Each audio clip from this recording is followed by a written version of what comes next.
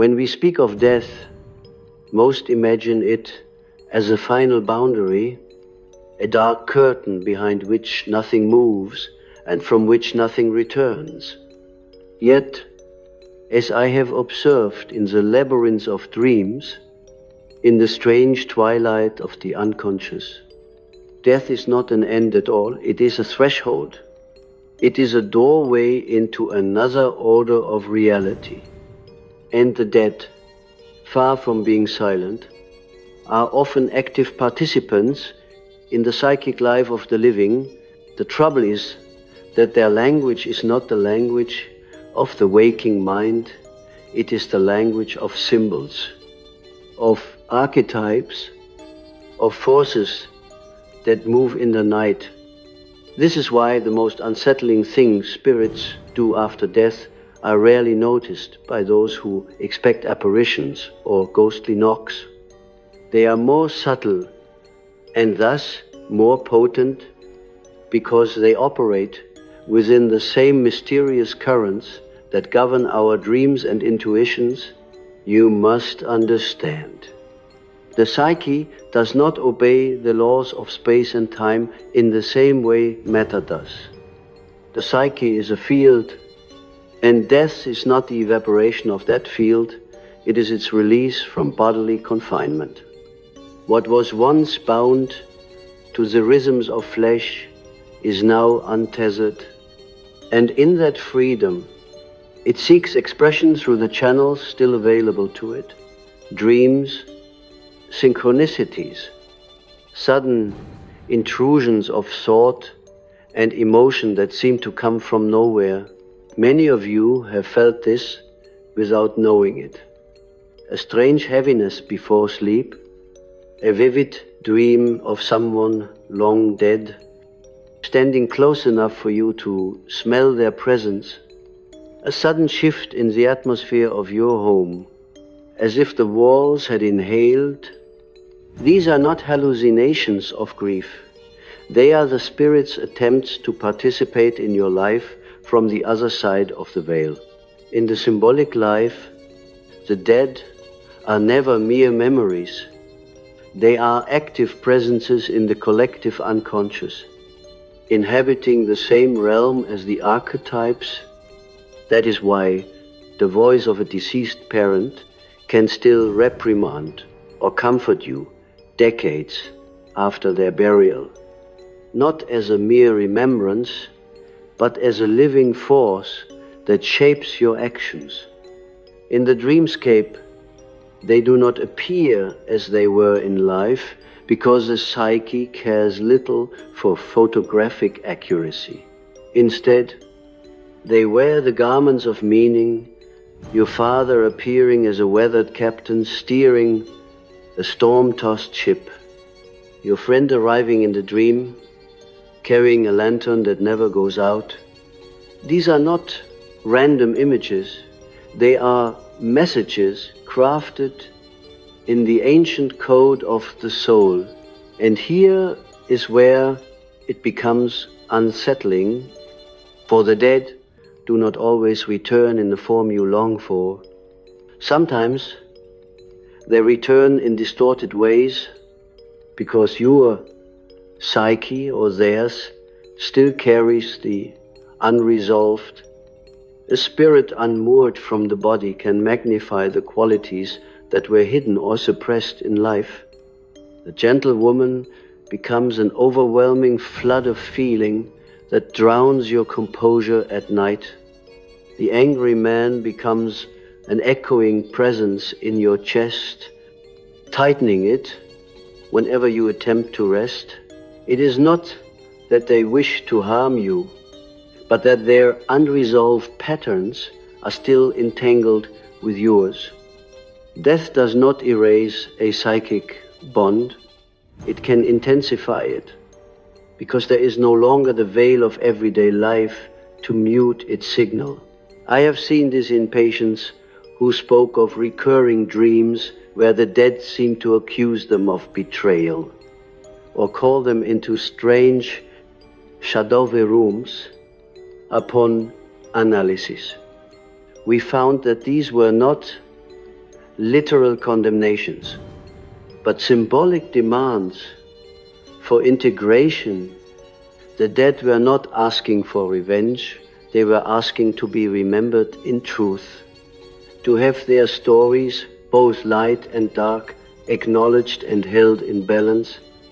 To resist this summons is to invite the shadow of the dead to deepen its hold. The living often try to banish such experiences, dismissing them as morbid fantasy, but in so doing, they lock themselves out of a vital dialogue with the unseen. Sometimes the most unsettling acts of the dead occur through synchronicity. This is no mere coincidence, but the meaningful intersection of inner and outer events. You think of a deceased friend, and in that very moment, a song they loved drifts from a passing car. You walk into a second-hand shop and find their handwriting in a book you randomly pull from the shelf. The rational mind will call this chance, but the psyche recognizes it as a crossing of worlds. The dead, in their disembodied state, no longer operate in straight lines. They weave patterns, and your awareness is the loom on which these patterns appear. This is how they speak without words. But the most disquieting truth is this: the dead sometimes inhabit us, not in the crude sense of possession, but in the subtle sense of influence. A deceased relative's unfinished ambitions may take root in your choices, driving you toward a career, a relationship, or even a failure that echoes theirs. This is why we must know the dead within us. To ignore this is to mistake their longing for our own, to live out a destiny that is not truly ours, but theirs, seeking completion through our lives. Such entanglements can be blessings when they bring forward wisdom or strength, but they can also be chains when they bind us to patterns we should have outgrown. In the ancient world, this was understood as the necessity of proper rites, not merely to honor the dead, but to set them free and set ourselves free from them.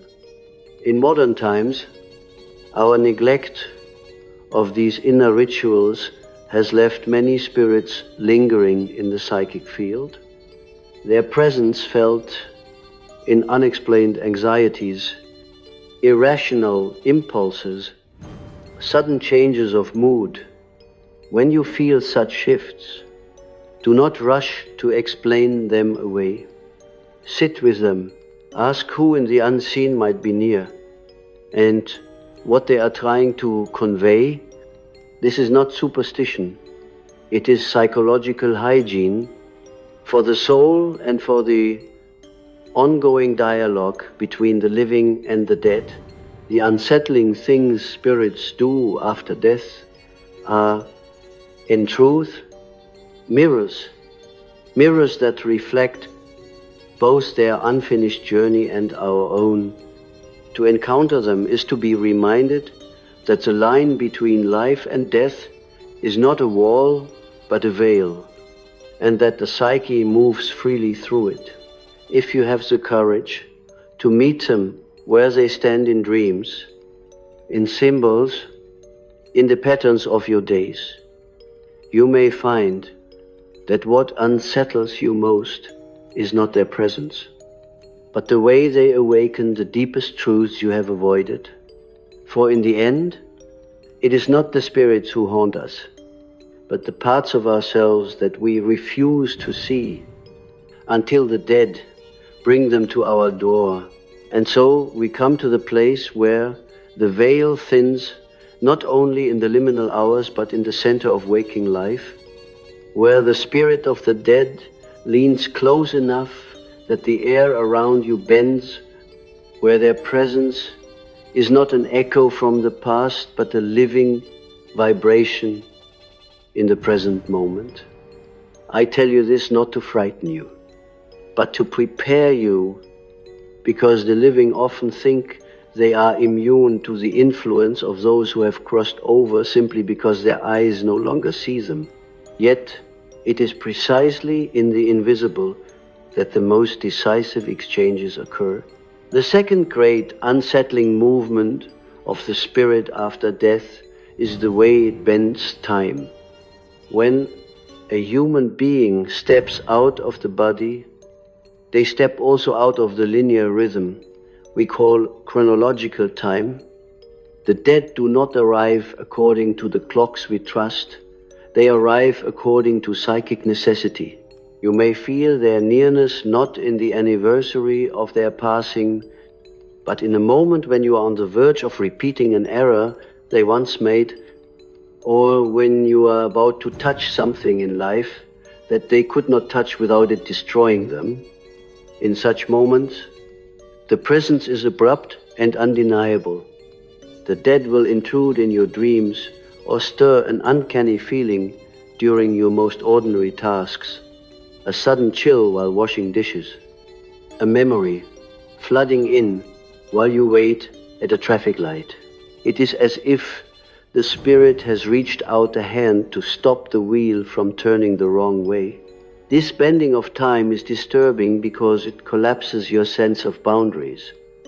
You thought the past was gone, yet here it is, speaking into your present with a voice you did not invite. It reminds you that your life is not a solitary line moving forward, but a web woven of many lines, ancestral, collective, karmic, and that death does not cut these lines. It only makes them more fluid. Many cannot endure this knowledge because it dissolves the illusion of separateness.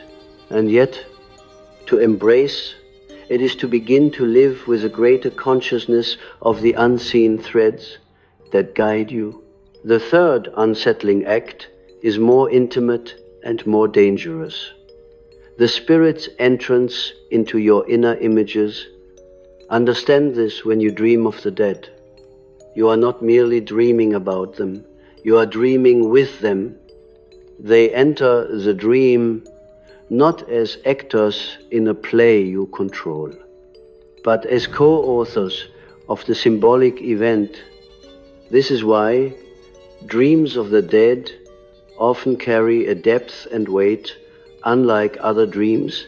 The air in such dreams is thicker, the light stranger, the gestures of the spirit imbued with a meaning that cannot be explained but can be felt with the whole body.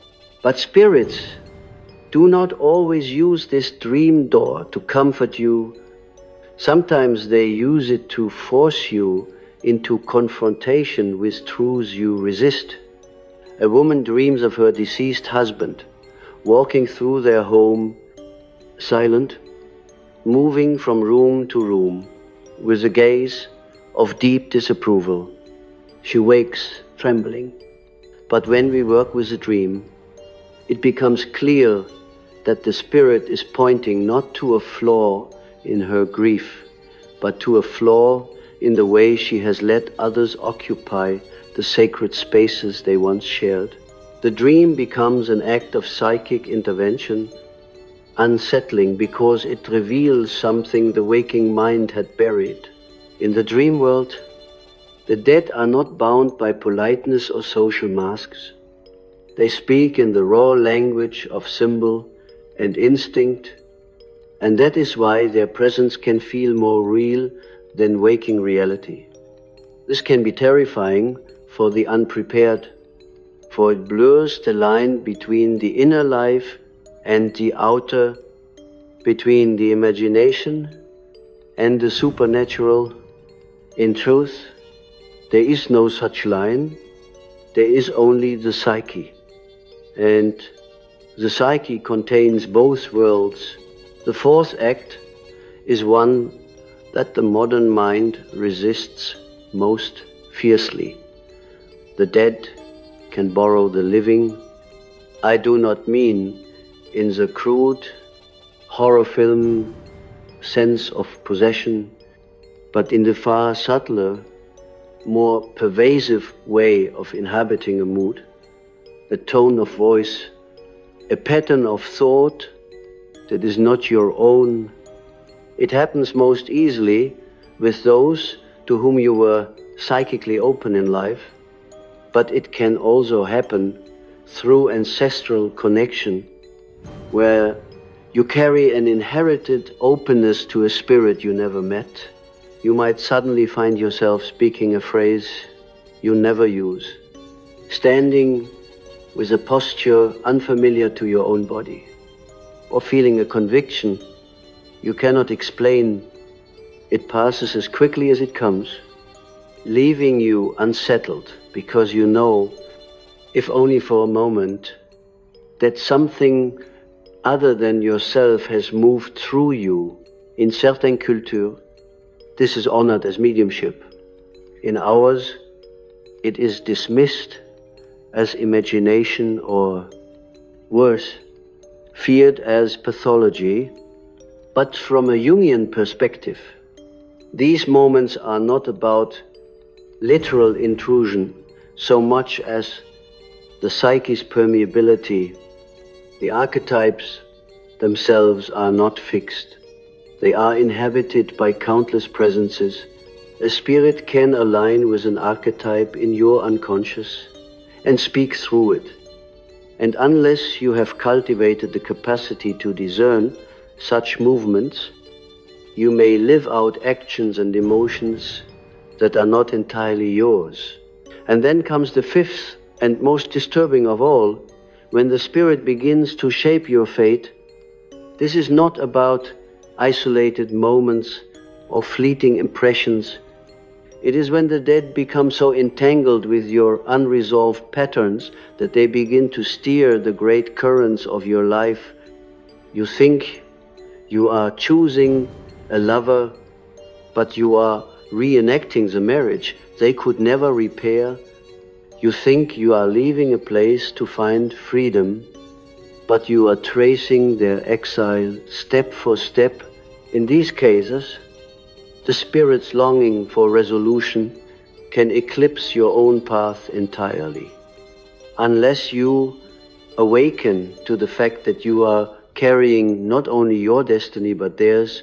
This is why ancient rites of release were essential. Without them, the bond between the living and the dead can become a knot that tightens with each generation. Unsettling as it may be, the dead will press into our lives until their story is told in truth, until the shadow they left is given its due, until we stand at the threshold they once could not cross and take the step they could not take. Only then does the bond transform from burden to blessing. So I say to you, if the dead have been near, if they have touched your dreams, bent your time, borrowed your voice, or moved your life in ways you cannot name, do not run from it. Sit at the table they set for you in the night. Ask the question they have been waiting for you to ask. For in that exchange, unsettling as it may be, you will discover that the presence you feared was not there to frighten you, but to guide you into the part of your own soul that you had abandoned. And when that happens, you will understand that death is not the end of relationship, but its transformation into something vaster, stronger, and infinitely more alive. You must realize that when we speak of the dead shaping your fate, we are not speaking of some arbitrary interference from a realm of restless shades, but of an intimate psychic reality in which their unfinished life flows like an underground river through your own. This is not mere metaphor. It is an observable truth in the fabric of dreams, synchronicities, and the subtle compulsions that bend your choices without your conscious consent. In my work, I have seen again and again how the Spirit's influence operates not through overt demands, but through the archetypal images they inhabit. A father who died unresolved in his quest for authority may come to live within the archetype of the king in your psyche, so that you, unknowingly, begin to act out his struggle for dominion. A mother who died under the shadow of betrayal may inhabit the archetype of the wounded healer, compelling you to seek to mend the unmendable, to embrace those who will wound you again. And yet, these forces are not to be regarded as invaders. They are, in a profound sense, you, for the psyche does not keep strict account of where one soul ends and another begins. In the unconscious, boundaries dissolve. It is there that we meet the dead, not as strangers from another world, but as threads woven into the great tapestry of our own becoming. This is why their presence unsettles us, because they bring with them the parts of ourselves we have not yet met or have long refused to see. The after-death presence of a spirit can be luminous or oppressive, depending not on their moral state alone, but on the alignment between their unresolved patterns and your own shadow. If you have denied the aggressive instinct, for example, and a deceased ancestor carried unexpressed rage, their nearness will stir in you a restless, burning energy. You will be tempted to dismiss it as stress or coincidence, but the truth is that a conversation is taking place beneath the threshold of your awareness. If you turn toward it, instead of away, you may come to understand that they are not urging you to violence, but to reclaim the instinct they themselves could not integrate.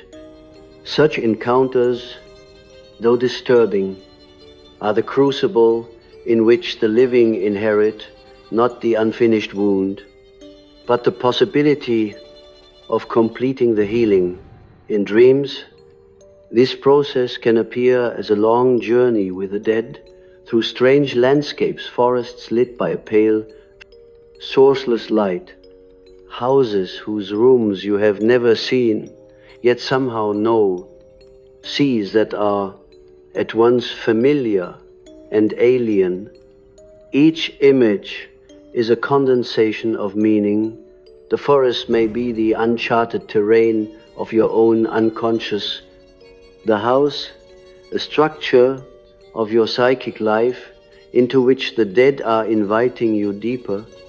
The sea, the great collective field where the boundary between you and them dissolves entirely. These are not idle visions. They are the symbols through which the psyche negotiates transformation. For the dead cannot speak in our common tongue. They speak in the language of the soul. You may ask why the dead trouble themselves with us at all. The answer is simple and not simple. They do so because life and death are not opposites, but complements, and the living and the dead are co-authors of the human story. We imagine that only we inherit from them, but they, too, inherit from us. The living can complete the unspoken sentence of a life cut short, can carry the torch of a love denied expression, can heal the fracture that once rippled through a family's bloodline, and in return, the dead can gift us with a vantage point outside of time, with the archetypal wisdom that the living cannot easily grasp, while caught in the turbulence of the moment. But these gifts are never given lightly. They come wrapped in the unsettling, for the psyche does not grow in comfort. It grows in confrontation with the unknown. Thus, a spirit may come to you at a time when you are certain you have moved beyond grief, only to open the wound again, so that it can be cleaned more deeply. Or they may appear in the figure of a stranger in a dream, their identity concealed, their words cryptic, pressing you toward a decision you fear to make. When you wake, the residue of their presence lingers like the scent of rain on dry earth, and you know that something in you has shifted, though you cannot yet name it. Do not think. The dead have no agency in their condition. Death releases the soul from the body's limitations, but it does not erase the imprint of the life lived. A spirit may remain bound to the living world because of love, duty, regret, or a task left undone. And just as in life, some will act out of wisdom and others out of confusion. The unsettling quality of their acts after death is not always an indication of malice. It is often simply the raw, unfiltered transmission of their essence, unsoftened by the courtesies and compromises of the living state. This is why discernment is essential. When you feel the touch of the dead in your life, whether in dream, in synchronicity, in sudden changes of mood or thought, pause before you decide what it means. Ask yourself, what part of me is being stirred? What image is being activated? Is this presence guiding me toward completion or binding me to repetition? The answer may not come immediately. It may come through a pattern of events, a slow unfolding, a deepening awareness, but it will come if you are willing to remain in dialogue with the mystery, rather than rushing to close it. In the end, the dead do not unsettle us merely to disturb our peace. They unsettle us to awaken us, to pull us out of the shallow waters of everyday consciousness into the deeper currents where life and death meet. In that place, the categories we cling to dissolve, yours and mine, past and present, living and dead. There's only the flow of the soul through its many forms, only the eternal conversation between the seen and the unseen.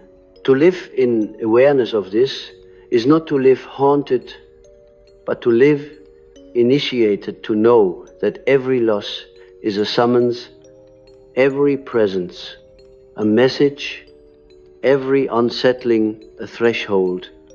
And if you have the courage to cross, you will find that the dead have not been leading you into darkness at all, but into the vastness where your own soul waits, whole and indivisible, beyond the reach of death. When you begin to live with the awareness that the dead are not locked away in some unreachable realm, but are instead woven through the very fabric of your days, something in you changes forever. The boundaries between waking and dreaming, between your thoughts and the whisper of another's, become less rigid. You no longer measure reality solely by what the eyes can see. This is unsettling at first, because you feel as though the ground beneath you has grown softer, less dependable. Yet in truth, what you are sensing is not instability, but the living nature of reality itself, fluid, responsive, and far more participatory than you ever dared to imagine. The dead do not require your constant attention, but they are nourished by your willingness to acknowledge their existence, to speak their name, to recall their story without sanitizing it, to sit in silence and let their image rise from within. These are acts of psychic reciprocity. You may think you are doing this for them, but often you are doing it for yourself. For it is in these moments that the fragments of your own life begin to rearrange themselves into a pattern you could not see before. It is as though their presence acts as a catalyst, stirring dormant parts of your psyche into motion. I have observed that when a spirit's work with you is complete, there is often a change in atmosphere. It is not always dramatic. No final farewell in a dream, no sudden sign in the waking world. More often, it is subtle. A room that once felt heavy now feels open. A recurring dream simply stops.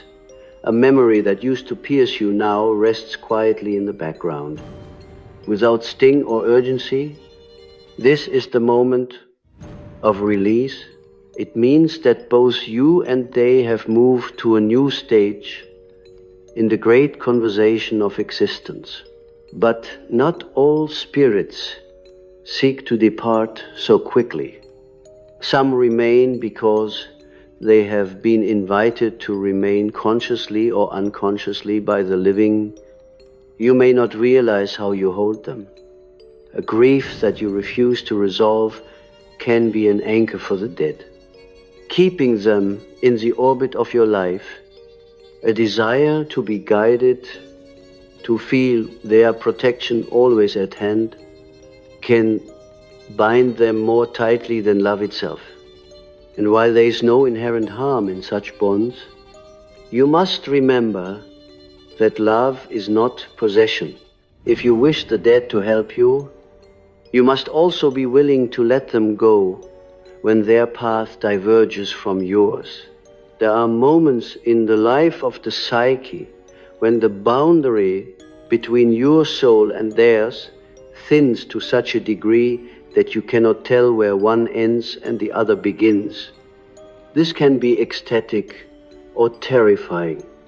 In such moments, visions may arise, faces that are not entirely yours in the mirror, voices in your own speech that carry an unfamiliar weight, sensations in the body that belong to another memory. If you meet these moments without fear, they can teach you more about the interwoven nature of human life than any doctrine or theory. If you resist them, they may become oppressive. For what is repressed in the psyche does not vanish, it becomes shadow. The most important thing to remember is that every unsettling act of the dead is, at its core, an act of communication. They are not trying to dominate you, they are trying to speak in the only language available to them, now the language of symbol synchronicity and inner movement.